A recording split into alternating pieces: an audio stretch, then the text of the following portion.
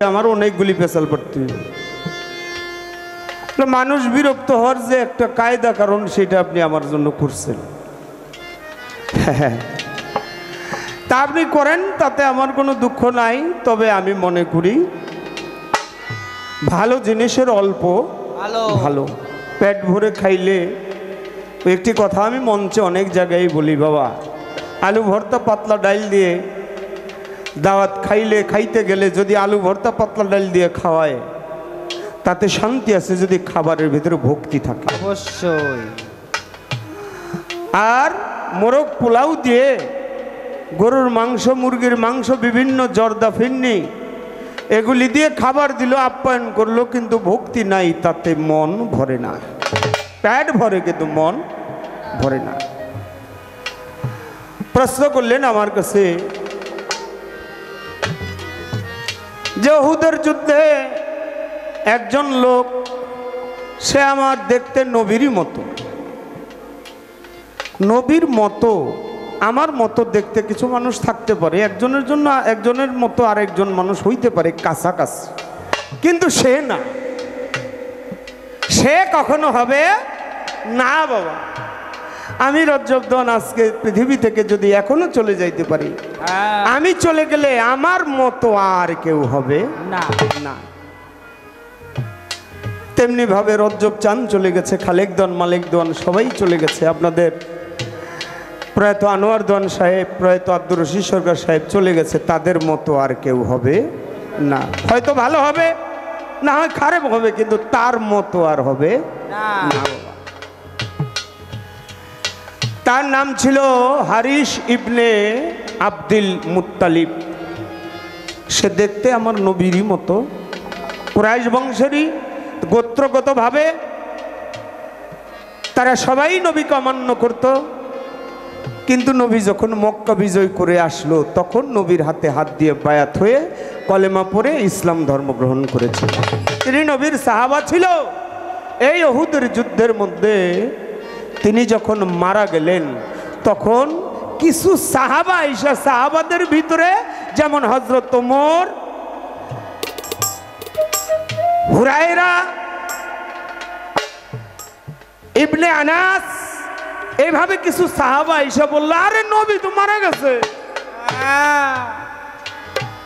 তখন মাওলা আলী ডাক দিয়ে বলছে, আরে না রে, মোহাম্মদ মারা যাইতে পারে না, কারণ আমার সাথে তার কথা আছে। নবী বিদায়ের আগে অন্তত পূর্ণ আমার সাথে তার কথোপকথন হবে। ওই কথা এখন পর্যন্ত নবী আমার কাছে বলে নাই, যেহেতু আমি শিওর ধরে নিয়েছি নবী মারা যায় না। বলেছিল কে? মাওলা আলী। বদরের যুদ্ধে নবী ধুলা দিল। হ্যাঁ, ধুলা দিল, আপনারা জানেন। বদরের যুদ্ধে আরো এক জায়গায় ধুলা দিছে নবী। তার ওই বদরের যুদ্ধের যে তার যে সায়মানা, তার যে ঘরটা ছিল, যেটা বানায় তাবু বানিয়েছিল, ওই তাবুর ভিতরে নবী শোয়া ছিল। আর এমন সময় ইহুদিরা এসে নবীর পুরা তাবুটা ঘেরাও দিয়ে ফেলছিল। ঘরের ভিতরে মাওলা আলী ছিল। মাওলা আলী বলে, ইয়া রাসূলুল্লাহ, এখন কি উপায়? সবাই তো ঘেরাও করে বলছে, এখন অবস্থা কি হবে? আমাদেরকে তো মেরে ফেলবে। আমার নবী বলছিল, আলী রে, তুমি কোনো চিন্তা করো না, আমি এই ঘর থেকে বের হয়ে যাব ঠিক, কিন্তু ওরা আমাকে চিনবে না, আমাকে ওরা কিছু করতেও পারবে না। তবে তুমি একটা কাজ করবে। কি? আমি ঘর থেকে বের হওয়ার আগেই তুমি আমার যে বিছানাটা, ওই বিছানায় শয়ন করবে। থাপা দিয়ে নবীর পায়ের ভিতরে পড়ে গেছে। ইয়া রাসূলুল্লাহ, আপনি হইলেন আমার গুরু, আপনি হইলেন আমার সব, ইহকাল পরকালে কান্ডারি। আপনি যেই জায়গায় বসেন ওই জায়গাটায় আমি কখনো বসি না, আপনি যেই জায়গায় শয়ন করেন ওই জায়গায় আমি কখনো শয়নের সাহস করি না।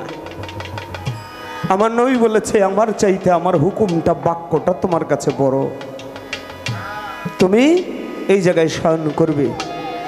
মাওলা আলী শয়ন করলেন।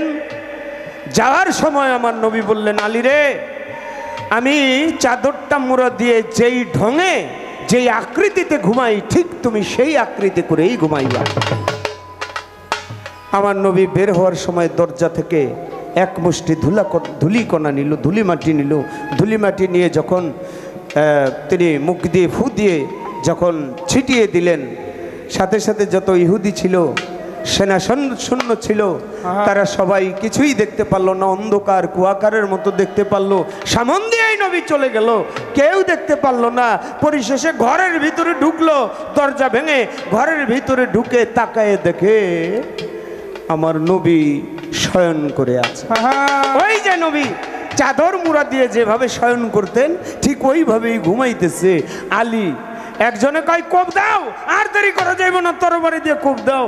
আরেকজনে কয় না, একটু দেখালই মোহাম্মদ রে, দেখা দেখে কোপ দিলে দেখি ও যন্ত্রণাটা কেমন উপভোগ করে। চাদরের মাথার মুড়িটা যখন সরাইলো, তাকায় দেখে মাওলা আলী নিজেই শয়ন করে আছে। তখন আর তাকে হত্যা করলো না। এখন দিল প্রশ্ন তার, তাহলে তাইবে যখন গেল পাথর নিক্ষেপ করলো, তাদেরও তো এইভাবে আঘাত করতে পারতো, ধুলা মিশাইয়া নবী ওইখান থেকে চলে আসতে পারতো, পাথরের আঘাত তো নবী খাইতো না। বাবা, ওই যে একটা গল্প আছে, বিজ্ঞান বিভাগের সায়েন্সের এক ছাত্র, সে ক্লাসে গেছে, ব্ল্যাকবোর্ডে লেখা দিছে স্যারে যে আজকের এই লেখাটা তোমরা সবাই খাতায় ওঠাও। কি লেখা? যারা চিবিয়ে খায় তারা বাচ্চা দেয়, আর যারা গিলে গিলে খায় তারা ডিম পারে।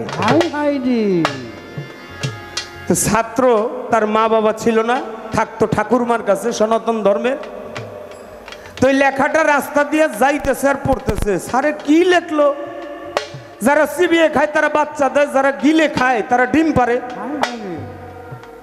দৌড়ে গেছে বাড়িতে, বাড়িতে যায় ঠাকুরমা, কই কি খাবার কি আছে, তাড়াতাড়ি দাও, ক্ষুধা লাগছে। কয় পান্তা ভাত ছাড়া আর কিছুই নাই। কয় আর কি? আছে কাঁচামরিচ, এর সাথে পেঁয়াজ নিতে পারোস, নিলে খাইলে খাইতে পারোস। কয় না না না, আমি এগুলি খাবো না। তুই কি দিয়ে খাবি? কয় আমার ডিম ভাজা লাগবো, তাহলে আমি খাবো। আর ডিম পাবো কই এখন এই মুহূর্তে? এই মুহূর্তে ডিমের কোনো ব্যবস্থা নাই। কয় বুড়িমা, কই ঠাকুরমা, কই কি? কয় তোমার মুখে দাঁত আছে একটাও? কয় না। কই তুমি খাও কেমনে? কই গিলে গিলে খাই, চাবামু কেমনে, দাঁত তো নাই। আমার মাস্টার মশাইয়ের কথার সাথে তোমার সাথে মিলে গেছে। মাস্টার মশাই বলছে যারা গিলে গিলে খায় তারা ডিম পারে। বুড়িমা, তুমি এখন একটা ডিম পারো, সেই ডিম দিয়ে আমি ভাত খাবো। দাদি ভাই কয় তোর এই কথা শিখাইছে কে? কয় স্যারে লেখা দিছে। চল স্যার, কি শিখাইছেন আপনার ছাত্ররে? কয় কি কইছাস?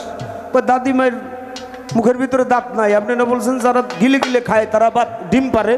দাদিমারে বলেন একটা ডিম পারতে, আমি সেই ডিম ভাজা দিয়ে ভাত খাবো। মাস্টার তখন বলেছিল, ছাত্ররে সব বৈজ্ঞানিক যুক্তি তোর ওই দাদির মুখের ভিতরে ঢুকাই দিস, কিছু বাহিরে রাখিস। তাই চন্দ্র সরকার সব বৈজ্ঞানিক যুক্তি ওভাবে ঢুকাইয়ে দেওয়া যাবে না। নাও নবী যদি ওই জায়গায় ধুলা মাটি মারতো, তাহলে আমরা যারা নবীর উম্মত আছি, নবীর যে কষ্ট, নবীর যে বেদনা, ইসলাম প্রচার করতে গিয়ে যে বেদনা সহ্য, নিজের শরীর থেকে রক্ত ঝরানো, এই পরিশ্রমটা উপলব্ধি করতে পারতো না উম্মত। এই জন্য নবী সেদিন ধুলামাটি দেয় নাই। নবুয়তের 46 ভাগ। আচ্ছা, এটার জবাবটা দিয়ে একটা গান করি আগে।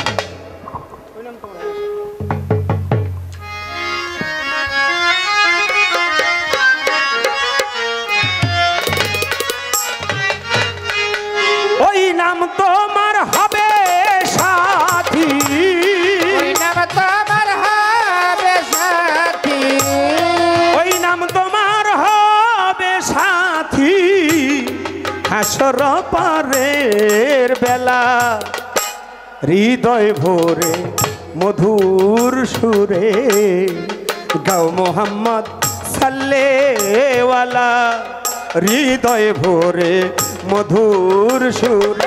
ওই নাম তোমার হবে সাথী, ওই নাম তোমার হবে সাথী, হাসরে পারের বেলায় হৃদয় ভরে মধুর সুরে গাও মোহাম্মদ সাল্লাল্লাহু হৃদয় ভরে মধুর সুরে।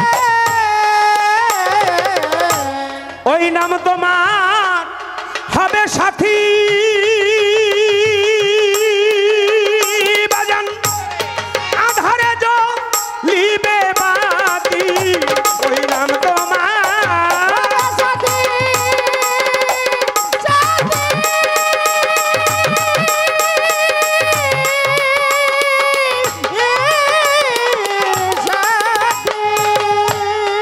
আধারে জ্বলিবে বাতি গাইও সে নাম দিবারাতি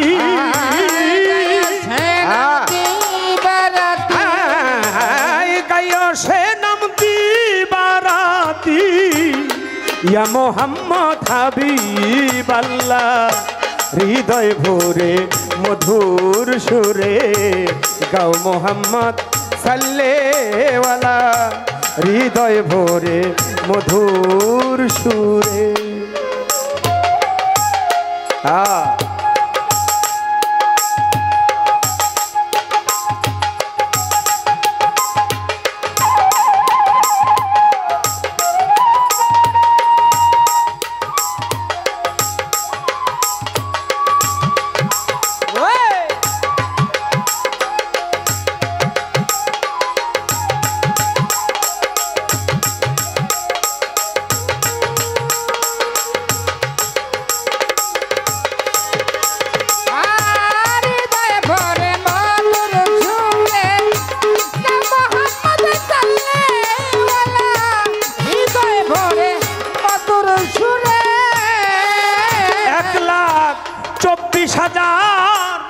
পয়গাম্বর গনিয়া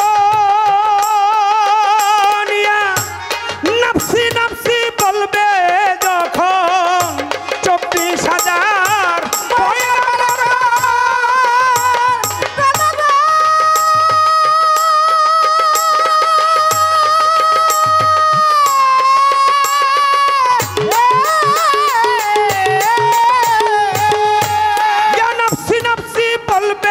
যখন পাপি উম্মতি বলিয়া তখন উম্মতি বলিয়া তখন কাঁদিবেন রাসূল আল্লাহ হৃদয় ভরে মধুর সুরে গাও মোহাম্মদ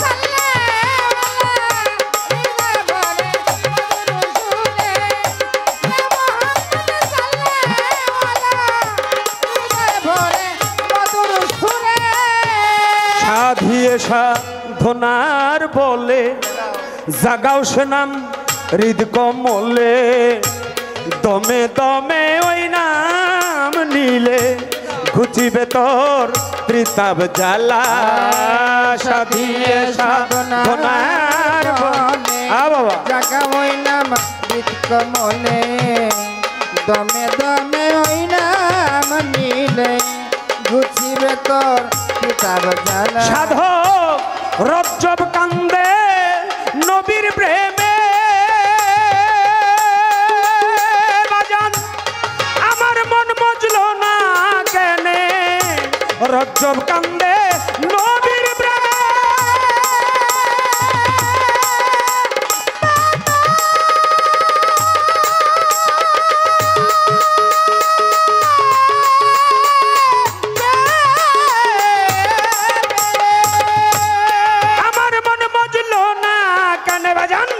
আর কি হবে শেষের দিনে আর কি হবে শেষের দিনে আর কি হবে শেষের দিনে দিন গেলে মোর সন্ধ্যা বেলা হৃদয় ভরে মধুর সুরে গাও মোহাম্মদ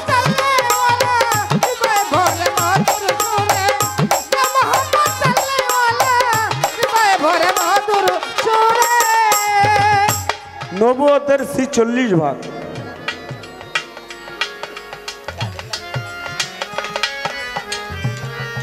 প্রথমে হইতে হয় মানুষ তারপরে তার ভিতরে ইনসাফ জাগে যখন ইনসাফ জাগে তখনই হয় সে খাঁটি ইনসান ইনসানিয়াতে সে পরিণত হয়ে যায় যখন সে ইনসান হয় তার ভিতরে ইতিকাব জাগে তখন সে হয় মুত্তাকিন যখন সে মুত্তাকিন হয় তখন তার ভিতরে খোদা দর্শনের একটা ইচ্ছা জাগ্রত হয়, তখন সে হয় খাঁটি মুমিন বান্দা। যখন মুমিন হয় তখন আল্লাহ বলে কুল বিল মুমিনিন আরশিলিল্লাহি তাআলা, ওই মুমিন বান্দার কল আমি আল্লাহ আরশের সমতুল্য। তখন সে যেদিকেই নজর করে সে যেন আমাকেই দেখে। যখন মুমিন বান্দায় রূপান্তরিত হয় তখন রসুলের রিসালত তার ভিতরে জাগ্রত হয়ে যায়। নবুয়তের 46 ভাগের 1 ভাগ তার ভিতরে জাগ্রত হয়। রেসালত অর্থ চরিত্র, ওই চরিত্রটা রসুলের চরিত্র তার ভিতরে জাগ্রত হয়ে যায়। এই জন্য সাইজি লালন বলছে, যদিও এটি তার কথা, তারপরেও পালা ফিনিশিং কমিটি বলছে আর প্রশ্ন করা যাবে না। তারপরে আপনারা যতই না করেন আমার ভিতরে একটা বিষ উঠে রয়েছে, প্রশ্ন একটা করলে আর ওই বিষ জাগতো না। কি বাবা, একটা বিষ আছে না? আফাজউদ্দিন শাহ গালিমপুরি, ইলিয়াস শাহ গুলবুদনি, সেখানে সানাল শাহ বাবা, বৈরাবুরি বাবা, শাহ আলী বাবা, শাহজালাল বাবা, শাহপরান বাবা, আমার খাজা বাবা, বড় পীর আব্দুল কাদের জিলানী, এই বেলায়েতের যুগে ওলি আউলিয়া সেই রসুলের রেসালতধারী হয়। আপনার কাছে আমার একটু জানার দরকার। বাজানে গেল গা, আচ্ছা গেলে গা যাব গা, আমি এটা তারের উপরে ভর করে আমার একটা কথা। ওই যে এক ভক্তে এবং গুরুর একটা কাহিনী বলল যে এক ভক্ত গুরু তারে সাইদে সাইদে জুতা দিল, সেই জুতা রাখতে রাজি না। সে কয় আমার কিছু অর্থ হইলে ভালো হইতো, টাকা হইলে ভালো হইতো। আরেক ভক্ত তরিকার ভাইয়ের সাথে দেখা, সে বলতেছে আয় হ্যাঁ রে, তোরে আমি টাকা দিই, তুই আমারে খরম জুতা দিয়ে যা। নিয়ে গেছে। বড় পীর আব্দুল কাদের জিলানী বসে রয়েছে। এক মায়ে এসে কয়, বড় পীর কয় কি আমার এই 7 বছরের বাচ্চাটা আপনি লালন পালন করেন, আমার স্বামী নাই, আমি মরে গেছে গা, এখন আমি লালন পালন করতে পারব না, আপনি ওকে লালন পালন করে বড় করে। বড় পীর করে রেখে যাও। রাইখে গেছে একাধারে 20 বছর বড় পীরের বাড়িতে কাজ করছে, যা বলছে তাই করছে। 20 বছর পরে ওই ভক্ত বড় হয়েছে, 27 বছর হয়ে গেছে। ভক্ত মনে মনে কয়, বড় পীরের বাড়িতে কত ভক্ত আইসা ধনী হয়ে গেল, কত ভক্ত আইসা আল্লাহর আউলিয়া হয়ে গেল, বড় পীর আমারে কিছুই দিল না। এই পীরের বাড়িতে আমি থাকুম না। গাঠিতে কাপড় চোপড় বাইন্দা বাড়ির থেকে নেমে যায় আর মনে মনে কয়, পীরের বাড়িতে আগুন লেগে যাক, পুইরা যাক, ছাই হয়ে যাক। বলতে দেরি আর বড় পীরের ঘরে আগুন লাগতে দেরি করে নেই। একটু দূরে গিয়ে পিছন দিকে তাকায় দেখে বড় পীরের ঘরে দাউ দাউ করে আগুন জ্বলে। হায় হায় রে, গুরুর বাড়িতে আগুন লাগে লোকেরা, 20টা বছর রয়েছি, যাই একটু আগুনটা নিভাই দিয়েস। বালতি দিয়ে পানি বেড়ে যত পানি ডালে তত আগুন বাড়ে। দৌড়ে গেছে বড় পীরের কাছে, কই কি হয়েছে বাবা? কয় আপনার ঘরে আগুন লাগছে, তাড়াতাড়ি নিভাইতেছে। বড় পীর কয়, বাবা আমার দৌড়াদৌড়ি করণ লাগে কি লেগা? যে বললে আগুনটা লাগাইছে সে বললেই তো আবার আগুনটা নিভে যায়। ভক্ত মনে মনে কয়, আমি যে কইছিলাম পীরের বাড়ি আগুন লেগে যাও, পুড়ে যাও, নাকি এবার আমার কথাই লেগে গেল। যাই দেখি বাড়ির কাছে গিয়ে কয়, আগুন রে, আমার কথাই যদি তুমি লেগে থাকো, আমি আবার কইতেছি তুমি আগুন নিভে যাও। ধাপ করে আগুন নিভে গেছে গা। দৌড়াই গেছে বাড়িতে বড় পীরের কাছে ভক্তি দিয়ে পড়ছে। বাবা, কি বাবা, আপনি যে না চাইতেও ভক্তকে দিয়ে দেন, একটা প্রমাণ আমি পেয়ে গেছি বাবা। আপনার কাছে কত মানুষ কত কিছু চায়, আর না চাইতে যে দয়া করে সেই তো দয়া। আমি একটু জানতে চাই, গুরুর কাছে সবাই চায়, কেউ ধনী হইতে চায়, টাকা চায়, অর্থ চায়, ব্যবসা বাণিজ্য বাড়াইতে টাকা চায়, দোয়া চায়, রোগ মুক্তির জন্য দোয়া করতে চায়, পানি পড়া চায়, তাবিজ চায়, অনেক কিছুই চায়, দেয় সবই। কিন্তু একজন গুরু কি চায়? একজন গুরুর চাওয়া পাওয়া কি ভক্তের কাছে? এইটা একটু আপনি আমাদেরকে বলবেন, গুরু ভক্তের কাছে কি চায়? এই ছোট্ট করে একটি কথা।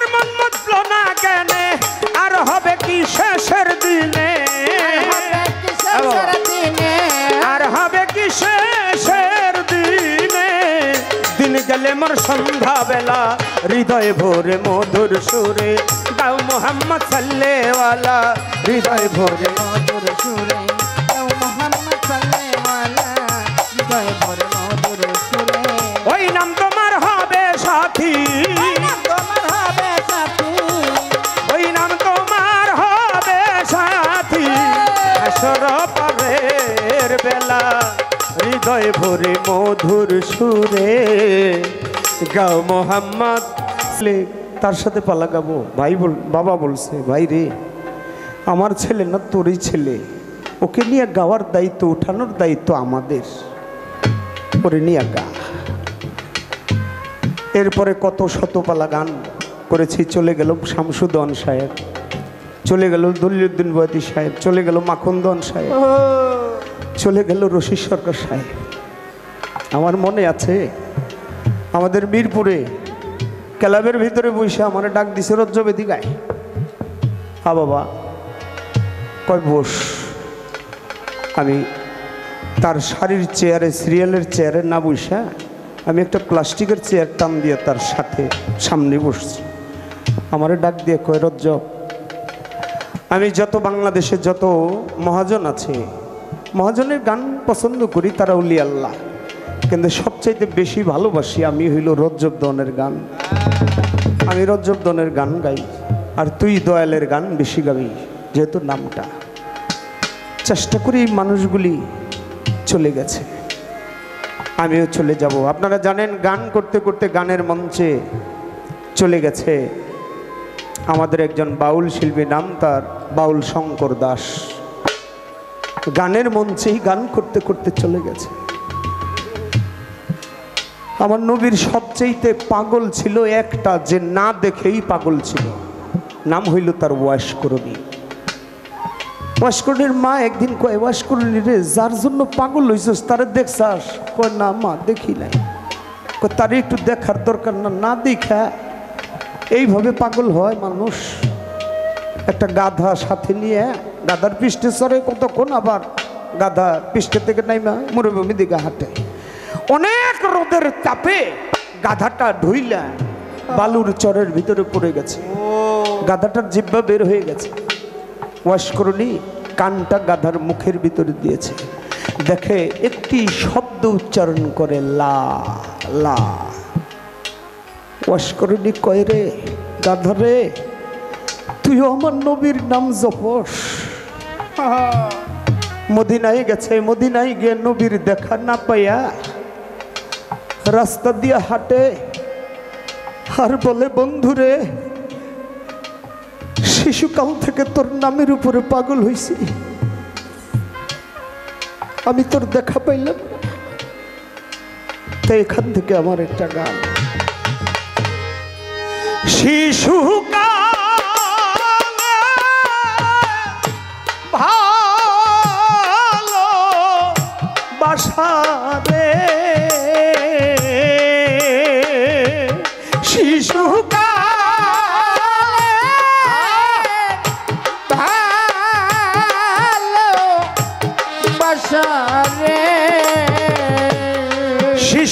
শিশুকালে ভালো বাসারে কেমনে ভুইলা গেলা রে বাজার কেমনে ভুইলা গেলা রে হাই রে প্রেম কহিরা কি জালা রে হইল আরে ও আমার বন্ধু রে হাই রে প্রেম কহিরা কি জালা রে হইল আরে ও আমার দয়ালে চান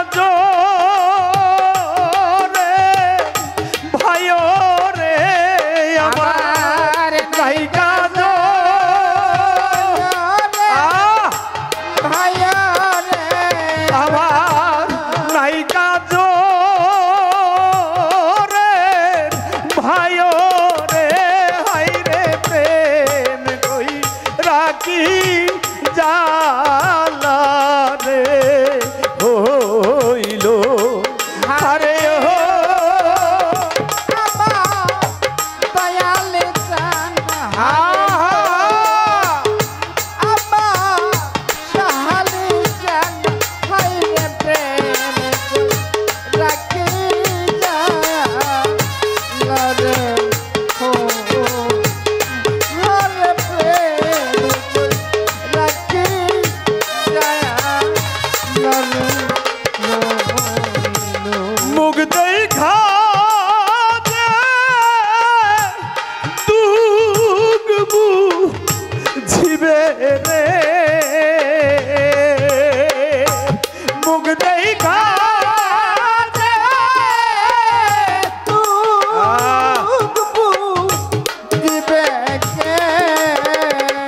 মুখ দেখা দুগবু ঝিবে রে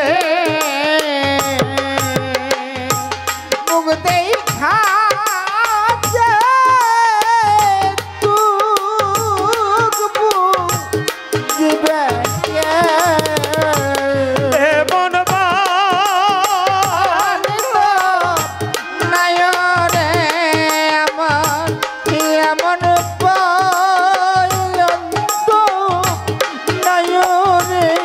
এমন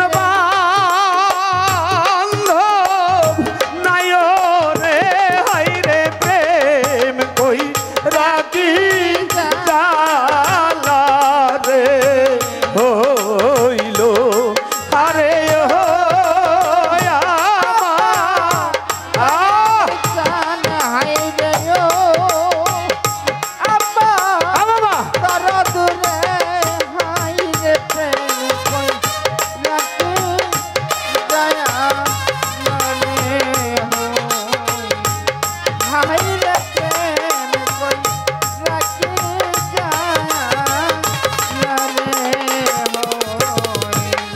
হারাইলে না লাইসা নাই রে হারাইলে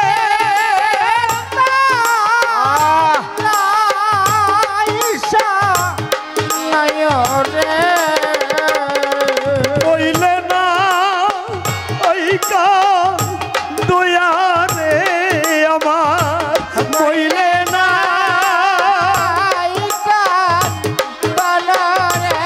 সুরজ মোল্লা মইলে না ওই কান দয়া রে হাই রে প্রেম কই রাখি জালা রে হইল আরে ও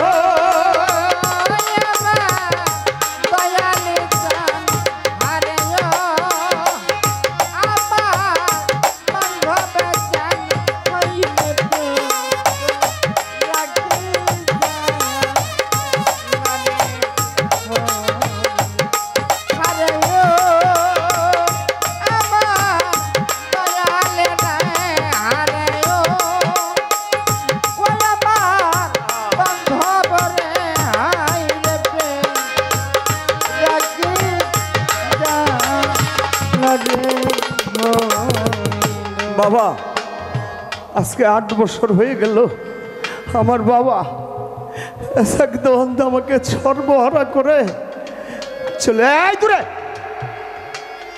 সর্বহারা এতিম করে চলে গেছে। আমি যখন আপনাদের মাঝে আসি তখন অনেক মুরব্বী দেখলে আমার বাবার কথা মনে হয়,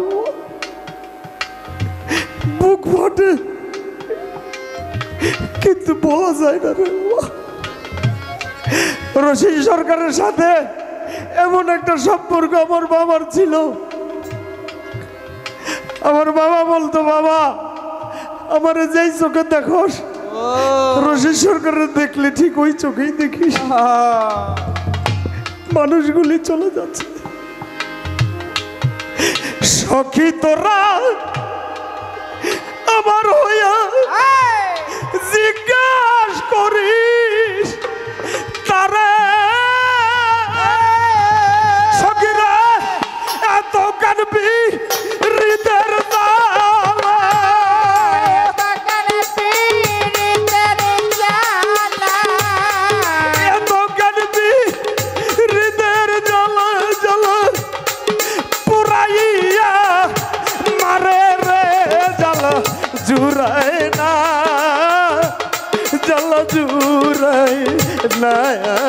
রে বন্ধু আর বিরহে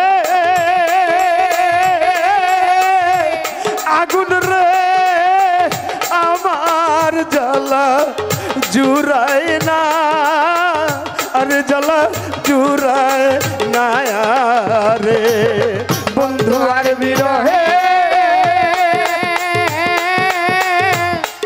আগুন রে আমার জ্বালা জুড়ায় না জ্বালা জুড়ায় না রে আমার জ্বালা জুড়ায় না জ্বালা জুড়ায় না রে সখিরে কাল সাপে দি আছে কামড় আমি বুঝাবো আর কারে ও আরে বাবা কাল সাপে দি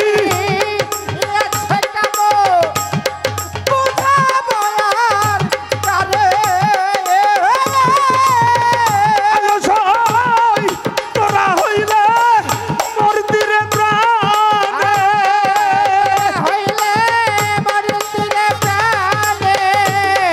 তোরা হইলে মর্দিরে প্রাণে যে জ্বালায় তোরে রে জ্বালা জুড়ায় না আর জ্বালা জুড়ায় না রে বন্ধু আর বিরহে আগুন রে আমার জ্বালা জুড়াই না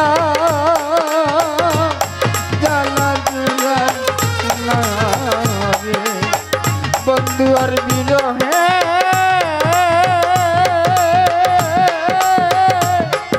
আগুন রে আমার জ্বালা জুড়াই না জ্বালা জুড়াই না ওরে আমার ভিতরে লাই গাছে আগুন বাজান আমি বুঝাবো আর কারে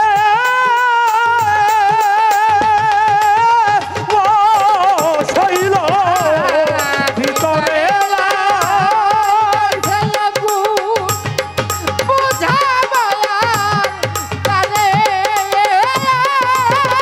ওরে সই আমার শূন্য বিনাই গর্ব না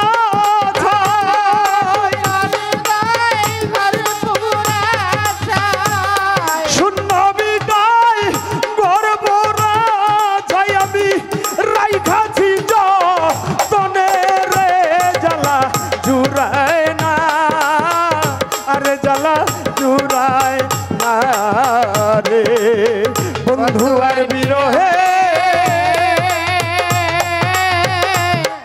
আগুন রে আমার জ্বালা জুড়াই না জ্বালা জুড়াই না রে আমার জ্বালা জুড়াই না জ্বালা জুড়াই না রে সখিরে কইয়া বইলা প্রেম শিখাইয়া আমায় বাদল প্রেম ডোরে ও শৈল কইয়া বইলা প্রেম শিখাইয়া বাদিলা প্রেম দূরে এখন প্রেম রসি শব্দ মানে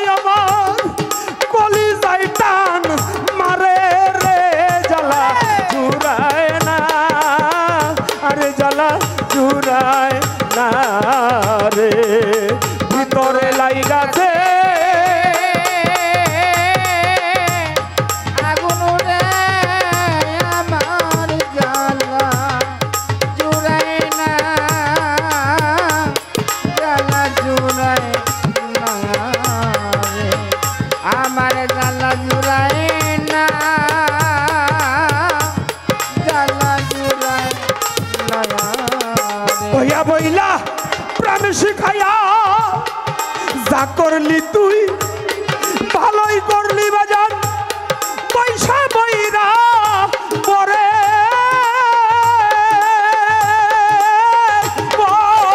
দরদি যা করলি তুই ভালো করলি পয়সা বইরা জুড়ায় না রে বন্ধু আর বিরহে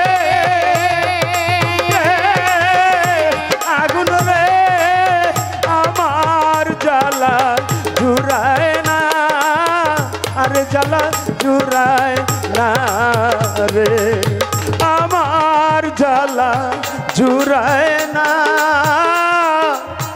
আরে জ্বালা জুড়ায় না রে। ভক্তি রাখি সবার চরণে। প্রশ্ন ছিল তার জবাব করে এখন আর কোনো পালা নাই, কোনো প্রশ্ন নাই, তারপরেও একটা প্রশ্ন আমার কাছে রাখছে। বলে এই একটা প্রশ্ন যদি না রাখি তাহলে আমার কাছে ভালো লাগবে না, তাই আমি একটা প্রশ্ন রাখি। তো সেই প্রশ্নটা কি? একজন ভক্ত তো গুরুকে অনেক কিছুই গুরুর কাছে চায়, গুরু ভক্তের কাছে কি চায়? যদি আমি এটা বলতে যাই একটা ভক্তের কাছে গুরু কি চায়, প্রশ্নটা কথা খুব সহজ কিন্তু জবাবটা অনেক কঠিন। কি চায় যদি এটা বলতে যাই, বলতে হবে আমাদের গোপালগঞ্জের ভিতরে উরাকান্দির একটা মেলা হয়, যে মেলাটা দয়াল বাবা হরিচাঁদ ঠাকুর তার একজন অন্যতম ভক্ত যার নাম অশ্বিনী। ওই দরবারের মধ্যে কোনো হিন্দু নাই, কোনো মুসলমান ভেদাভেদ নাই। যদি কোনো মুসলমান হাইটে যায়, হিন্দুগণ যদি তাদেরকে দেখে পায়ে হাত দিয়ে তার পদধূলি মাথায় নিতে শুরু করে। ওই দরবারে গিয়ে হরিচাঁদ ঠাকুরের এক একজন ভক্ত গিয়ে হরিচাঁদের কাছে এক এক কিছু চায়। কেউ গিয়ে বলে দয়াল আমার যেন একটা পুত্র সন্তান হয়। দয়াল বলে ঠিক আছে যাও হবে। কেউ গিয়ে বলে দয়াল আমার শুধু কন্যা সন্তান আছে, ছেলে সন্তান নাই, আমার জন্য একটা ছেলে হয়, বলে হবে। কেউ গিয়ে বলে দয়াল আমার জন্য একটা কন্যা সন্তান হয়, বলে হবে। কেউ গিয়ে বলে দয়াল আমি ব্যবসা করি, আমার ব্যবসাতে শুধু লস হয়, বলে যাও তুমি লাভবান হবে। কেউ গিয়ে বলে দয়াল রে আমার মেয়েটা পরীক্ষা দিবে, পরীক্ষায় যেন পাশ করে, বলে যাও করবে। যে যা চায় দয়াল হরিচাঁদ ঠাকুর সবাইকে সব কিছু দিয়ে দেয়। পরে রইল অশ্বিনী নামক ভক্ত, ও আর হরিচাঁদ ঠাকুরের কাছে কিছু চায় না, ও শুধু দেওয়ালের সাথে মাথা ঠেকিয়ে দু চোখের পানে ছেড়ে দিয়ে কান্দে। দয়াল হরিচাঁদ ঠাকুর অশ্বিনীরে ডাক দিয়ে বলে অশ্বিনী দেখো আমার কত ভক্ত, কতজন আমার কাছে কত কিছু চায়, তোমার কি আমার কাছে কিছু চাবার নাই? অশ্বিনী বলে হরিচাঁদকে দয়াল রে তোমার আছে কি আর তুমি আমারে দিবা কি? বলে তুমি যদি আমার কাছে চাও আমি তোমাকে দেব। বলে না দয়াল যে যা চাইলো সবাইরই দেখছি তুমি সব কিছু দিলা, আমি যদি কিছু চাই তুমি যদি আমাকে না দাও তাহলে আমি লজ্জা পাবো।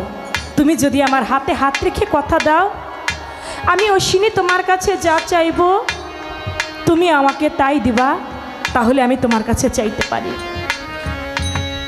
দয়াল হরিচাঁদ ঠাকুর মনে মনে চিন্তা করে আমার অশ্বিনী অত্যন্ত একজন গরিব মানুষ, বাড়ি বাড়ি ভিক্ষা করে খায়। অশ্বিনী হয়তো চাইলে কিছু চাইলে হয়তো বা টাকা পয়সা চাইতে পারে, নয়তো একটু ধন সম্পদ চাইতে পারে। আমি হরিচাঁদ আমার তো কোনো কিছু কম নাই, যাক আমার অশ্বিনী আমার কাছে যা চাবে, অশ্বিনী রে আমি তোর হাতে হাত রেখে আমি গুরু কথা দিলাম তুই আমার কাছে যা চাবি আমি দয়াল তোকে তাই দেব। কথা যখন দেওয়া নেওয়া হয়ে গেল অশ্বিনী বলে দয়াল আমি তোমার কাছে কি চাই জানো? বলে কি চাও? বলে দয়াল রে আমি প্রতিদিন 30টা বাড়িতে ভিক্ষা করতে যাই, আমি যদি 30টা বাড়িতে ভিক্ষা করতে যাই 20টা ঘরের লোক আমাকে ভিক্ষা দেয় আর আর বাকি 10টা ঘর হতে আমাকে দূর দূর করে তাড়িয়ে দেয়, বলে আমি কি তোর জন্য আশীর্বাদ করব যেন বাকি 10 ঘর হতেও তুই ভিক্ষা পাস? বলে না দয়াল, আমি এইটা চাই না তোমার কাছে। বলে তাহলে কি চাস? বলে দয়াল রে, আমাকে যে বাকি 20 ঘরের লোক ভিক্ষা দেয় ওই 20 ঘরের লোকও যেন আমার ভিক্ষা না দেয়। বলে তাহলে তুই খাবি কেমন করে, চলবি কি করে? তোর তার কোনো অর্থ উপার্জনের পথ নাই রে। বলে দয়াল রে, আমি খাইতে চাই না, আমি পড়তে চাই না, আমি যখন 20টা বাড়িতে ঘুরি ওই 20টা বাড়িতে খাবার বাড়িতে এনে আমি রান্না করলে আমার রান্নার মাঝে কিছু সময় চলে যায়, যে সময়ের মধ্যে আমি আমার শামসুচাঁদের নাম নিতে পারি না। আমি ওই খাবারটা যখন বাড়িতে এনে খাই ওই খাওয়ার মধ্যে আমার কিছু সময় চলে যায়, যে সময়ের মধ্যে আমি আমার মুর্শিদের নাম নিতে পারি না। আমি খাইতে চাই না, পড়তে চাই না। দয়াল রে, কি পাগল বানাইলা, যেদিকে যাই সেদিকেই শুধু তোমারই দেখি। তখন বলে তুই যে আমার দয়াল মুর্শিদ রে,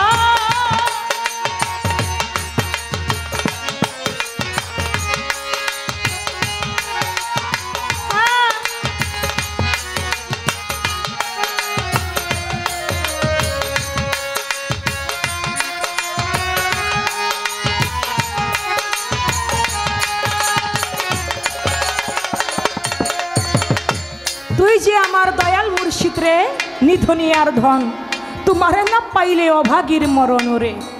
অশ্বিনীর এই কথা শুনে দয়াল হরিচাঁদ ঠাকুর বলে তুই আমার কাছে কি চাস? বলে আমি দয়াল খাইতে চাই না, পড়তে চাই না, একটা কিছু চাই। বলে কি?